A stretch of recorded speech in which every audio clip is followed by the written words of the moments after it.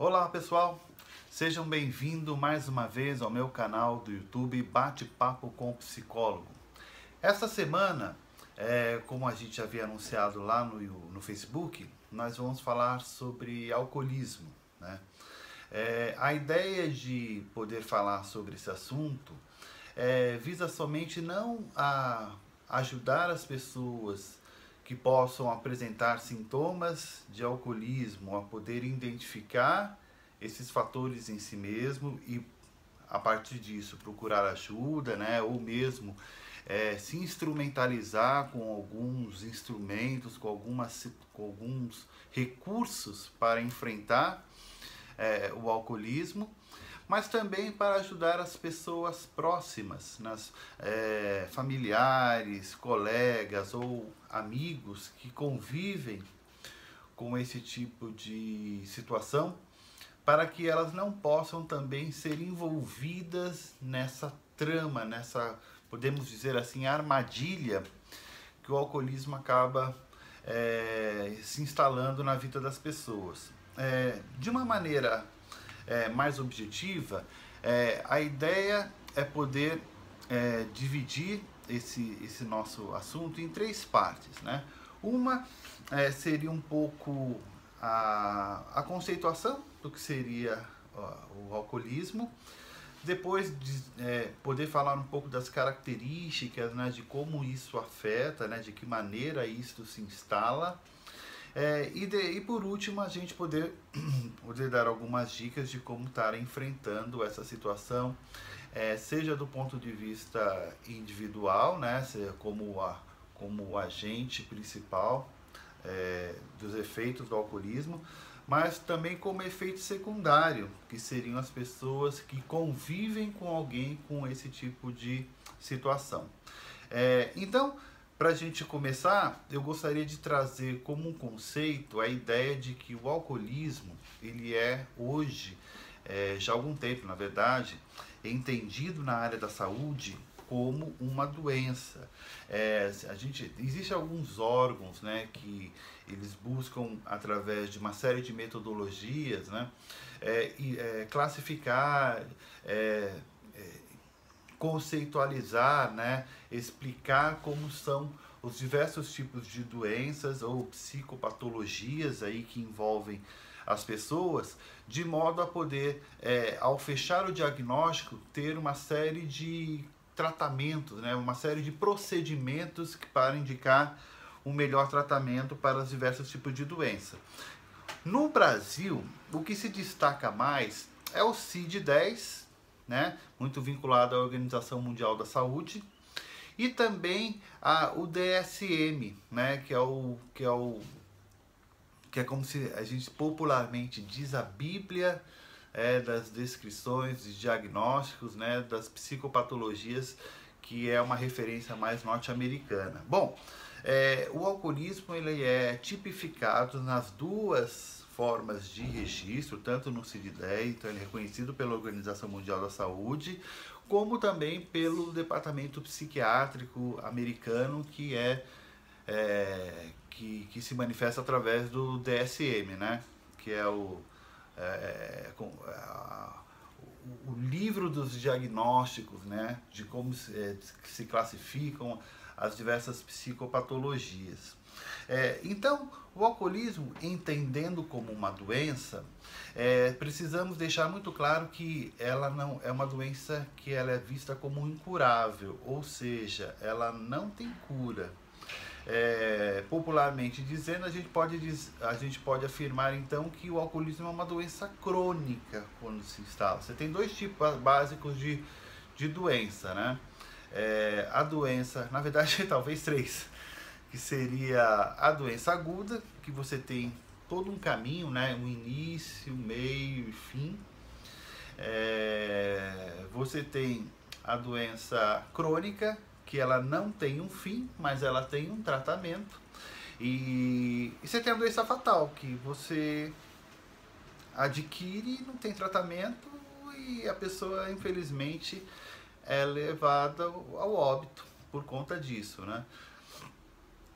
eu não tenho muito, eu não estou fechado nessa questão, mas me parece que, por exemplo, o ebola é uma doença que, vou falar pelo menos nos primórdios, né? Tal qual a AIDS, quando surgiu lá no início dos anos 80, final dos anos 70, era tido como uma doença fatal, porque as pessoas adquiriram, não tinham, as pessoas não, a medicina não sabia a respeito de como tratá-la e não tinha muito o que fazer. Você cuidava de forma paliativa as manifestações da AIDS através das doenças adquiridas pela baixa imunidade, né?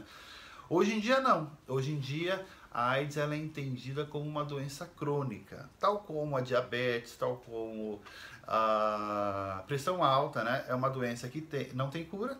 Uma vez adquirido vai até o fim da vida, mas que pode, com o devido tratamento, não ter nenhum prazo de validade para o indivíduo pode ter uma qualidade de vida significativa, muitas vezes muito próximo de alguém que não tem nenhum tipo de doença.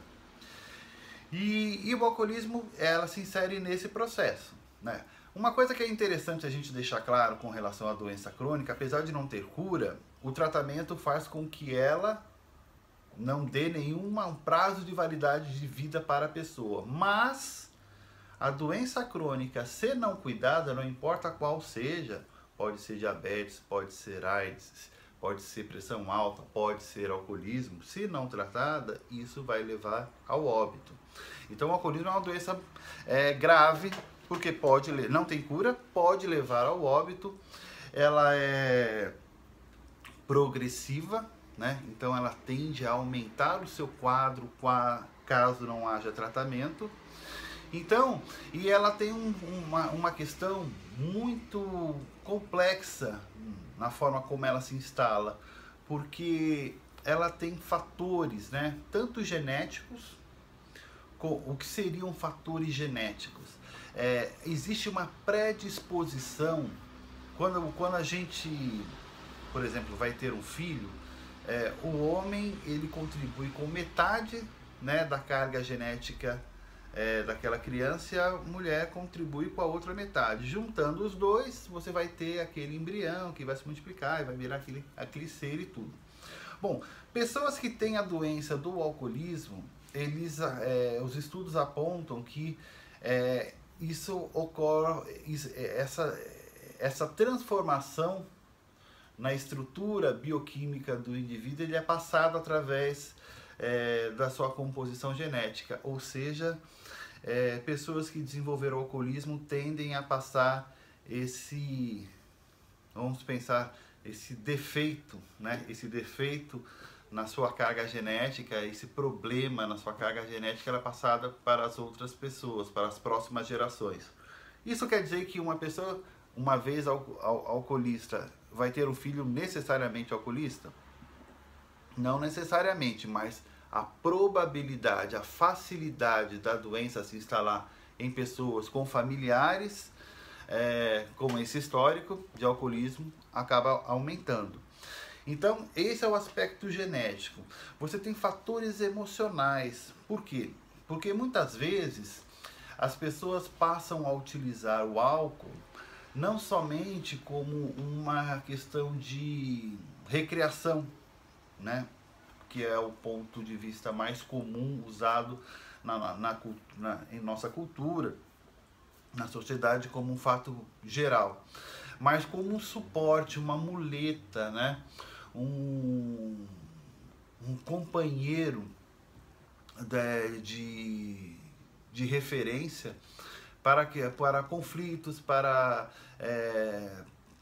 dores, né? Para uma série de questões afetivas em que a pessoa sozinha ela não se enxerga enfrentando e ela precisa de algo que possa dar maior segurança, e o álcool entra nesse papel.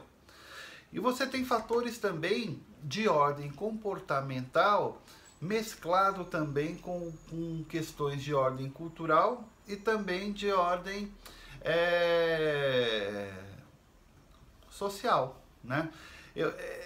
Como as coisas são muito sutis, eu vou procurar explicar cada uma delas para ver se fica claro. Então, Do ponto de vista emocional, eu já falei, ela acaba sendo ela fortalece, não é que ela fortalece, é complicado poder falar disso, porque é cheio de detalhes. Lá no vídeo do Facebook eu dei um exemplo de uma pessoa que, por exemplo, na adolescência, pudesse estar inseguro de querer chegar em alguém, né? Eu peguei a ideia mais comum do garoto chegar numa menina pela qual esteja interessado. O que vai fazer o uso da bebida alcoólica? O uso da bebida alcoólica vai, de uma certa forma, ela bloquear os fatores externos de julgamento, as regras, os preconceitos, os medos, né? Quem que vai deixar, quem que é que vai falar mais alto no momento que a pessoa bebe? O seu desejo maior. Se a pessoa ela deseja manifestar o seu sentimento para alguém, esse desejo ele acaba se aflorando em detrimento de outros fatores que acabam bloqueando, né? A vergonha, o medo da crítica, a sensação de ridículo e tudo mais, a pressão social, popular e tudo mais.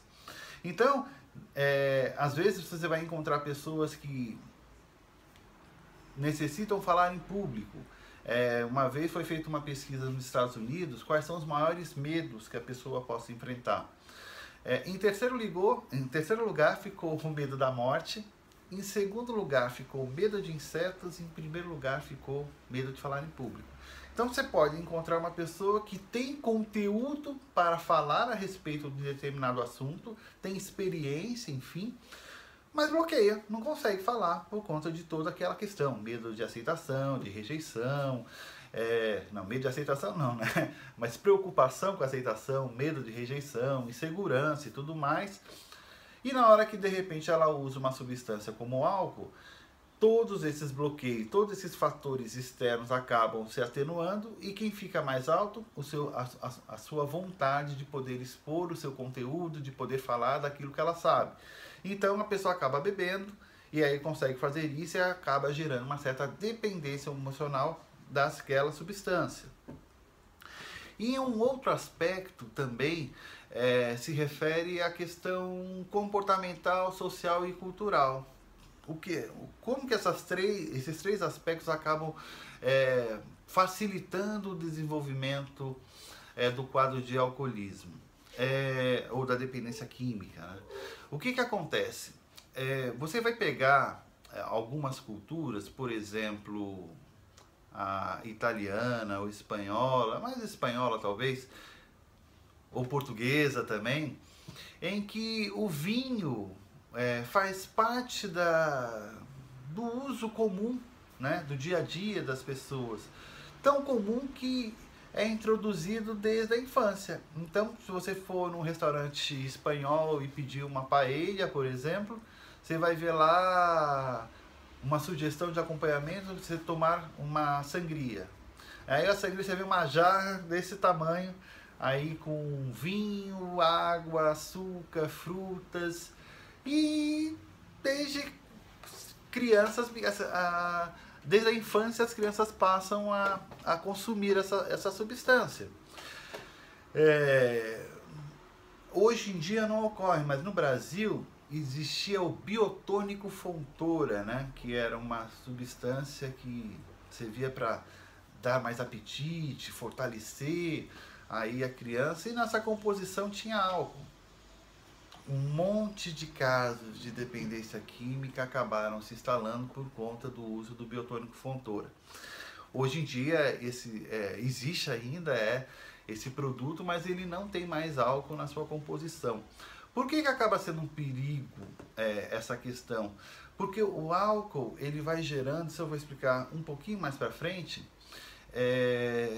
ele acaba gerando um quadro de dependência e de como é que eu posso dizer tolerância, era essa palavra que eu queria, de dependência e tolerância. Eu vou explicar isso no próximo vídeo, mas já fica claro isso para vocês, né? Ele vai se instalando no organismo, o organismo vai se acostumando com aquela substância e num processo adaptativo, que é uma das características mais marcantes do ser humano, ele vai se adaptando àquela quantidade.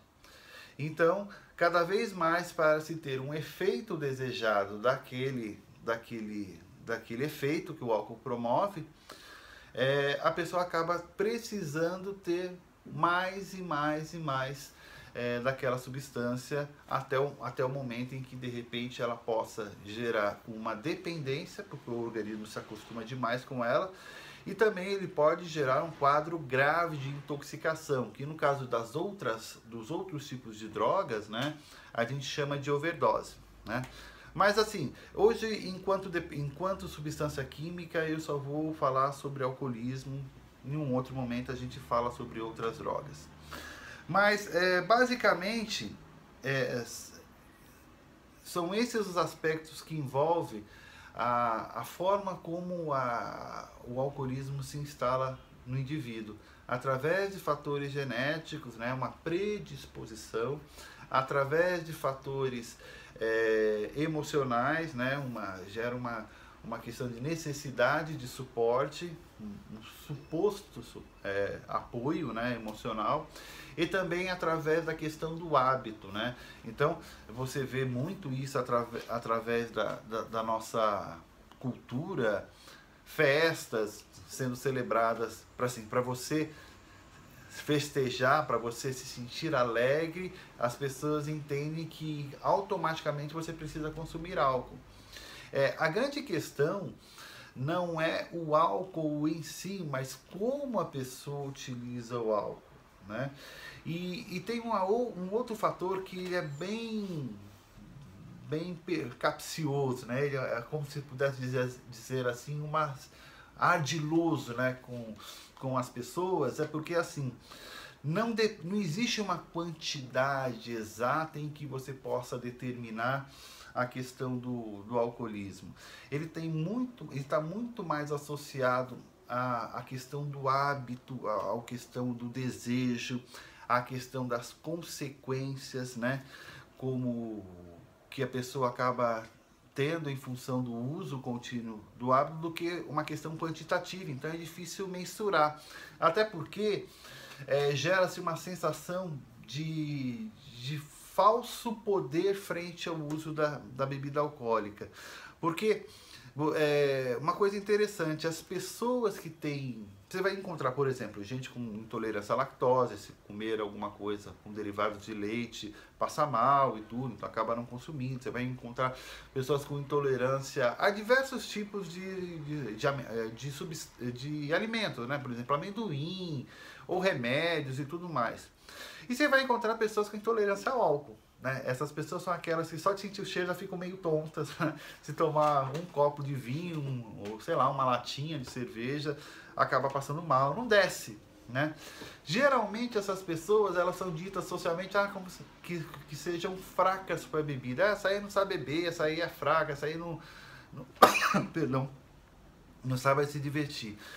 Agora, aquela que bebe bem, que de repente, eu posso beber o que eu quiser, que eu quase não me altero, essas são as mais perigosas de desenvolver a dependência química. Por quê? Porque ela vai ingerindo a substância e não vai observando, o corpo vai aceitando e vai se acostumando, vai se adaptando. E quanto mais há essa adaptação, maior o risco da dependência química, né? Então, nessa primeira parte do vídeo, a ideia era essa, de descrever o que é o alcoolismo, como que ela se instala.